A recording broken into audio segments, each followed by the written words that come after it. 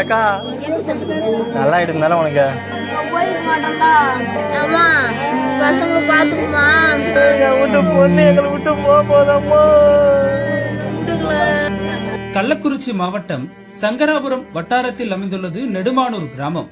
இந்த பகுதியைச் சேர்ந்தவர் 35 வயதான முருகன். இவர் தனியார் நிறுவனம் ஒன்றில் வேலை செய்து வந்துள்ளார். முருகனும் அதே பகுதியைச் சேர்ந்த நர்மதா என்ற பெண்ணும் ஒருவரை ஒருவர் காதலித்து வந்துள்ளனர். இந்த காதல் விவகாரம் பெற்றோருக்கு தெரிய வரவே இரு வீட்டார் சம்மதத்துடன் கடந்த 2013ஆம் ஆண்டில் முருகனும் நர்மதாவும் திருமணம் செய்து கொண்டனர்.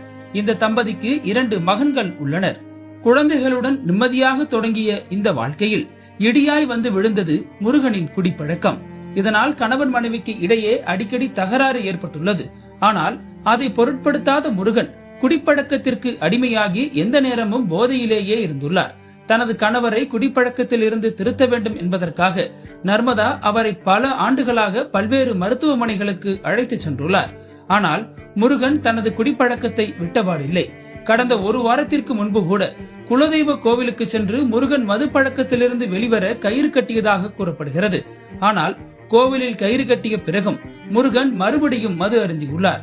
இதனால் மிகுந்த மன உளைச்சலுக்கு ஆளான மனைவி நர்மதா தினந்தோறும் ஒருவித விரக்தியிலேயே வாழ்ந்து வந்தார்.